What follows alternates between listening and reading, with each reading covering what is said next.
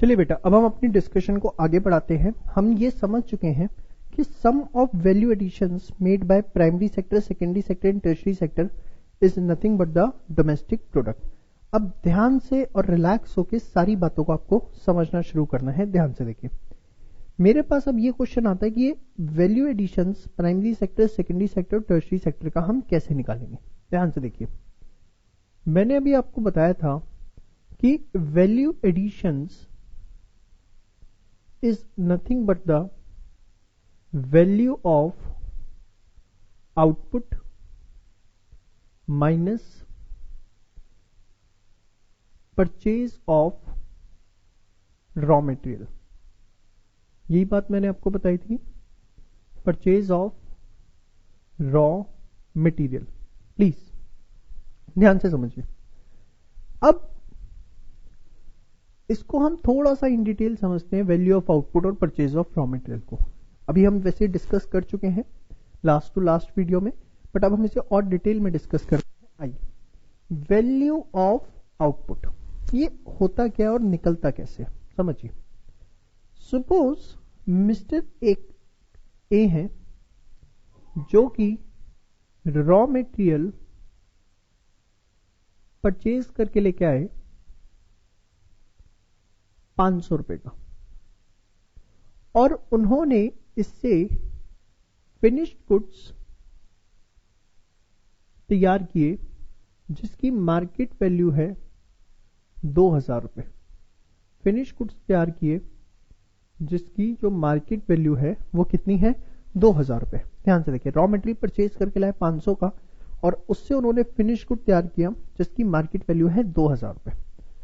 इसमें से रुपीज 1400 के फिनिश गुड तो उन्होंने सेल कर दिए, रुपीज 400 के फिनिश गुड सेल्फ कंज्यूम कर लिए, मतलब घर में ही अपने कंज्यूम हो गए उनके पर्सनल पर्पस के लिए।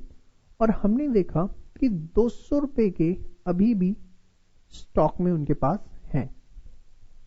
फिनिश गुड लाए 2000 रुपए के, 2000 मतलब 500 का रॉ मटेरियल लाए, उससे फिनिश गुड तैयार किया जिसकी 2000 रुपए मार्केट वैल्यू है। उस 2000 रुपए की मार्केट वैल्यू में से 1400 रुपए का उन्होंने सेल कर दिया, 400 का सेल्फ कंज्यूम, 200 का उनके पास स्टॉक में। Let us take an example of farmer कि 500 रुपए के वो सीड्स लेके आए और दूसरे प्रोडक्ट लेके आए, और उन्होंने जो क्रॉप प्रोड्यूस करी उसकी जो मार्केट वैल्यू है वो 2000 है। 2000 मार्केट वैल्यू की क्रॉप में से 1400 की क्रॉप्स उन्होंने बेच दी, 400 की क्रॉप सेल्फ कंज्यूम कर ली, और 200 अभी भी उनके पास स्टॉक के अंदर है। ठीक है, अब अगर मैं आपसे पूछूं इस क्वेश्चन में वैल्यू ऑफ फिनिश्ड गुड क्या है, मैं आपसे पूछूं कि इस क्वेश्चन में वैल्यू ऑफ फिनिश्ड गुड्स क्या है, या वैल्यू ऑफ आउटपुट क्या है, तो आप मुझे बड़ा सिंपल सा सोबर सा जवाब देंगे कि सर इस क्वेश्चन में जो वैल्यू ऑफ फिनिश्ड गुड्स या आउटपुट है वो है 2000 रुपए। यस और नो, श्योर। बट अगर मैं इस क्वेश्चन में आपको ये इंफॉर्मेशन ना बताऊं और ये बता दूं कि मैंने 1400 रुपए का आउटपुट सेल कर दिया, 400 का सेल्फ कंज्यूम कर दिया, और 200 रुपए का मेरे पास स्टिल इन स्टॉक है, तो क्या मैं इन तीनों को ऐड कर कर भी अपना वैल्यू ऑफ फिनिश गुड या आउटपुट प्रोड्यूस निकाल सकता हूं? भाई कैसे निकाला मैंने, सेल्स प्लस